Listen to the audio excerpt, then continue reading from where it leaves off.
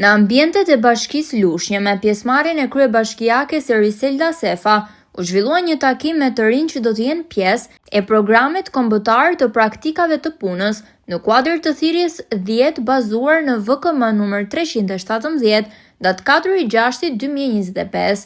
Ky program synon të japë të rinjve një eksperiencë reale pune, duke i përfshirë ata në administratën publike pranë profesionistëve të fushave të ndryshme. Praktikantët do të kenë mundësinë të përvetësojnë njohuri praktike dhe të zhvillojnë aftësi që i ndihmojnë në tregun e punës. Kryebashkiakja Sefa u shpreh se rinia është aset i rëndësishëm dhe investimi tek ta është thelbësor për të ndërtuar një administratë moderne dhe efikase. Ajo inkurajoi të rinj që ta shfrytëzojnë këtë mundësi si një trampolin drejt një karriere të suksesshme në shërbim të komunitetit.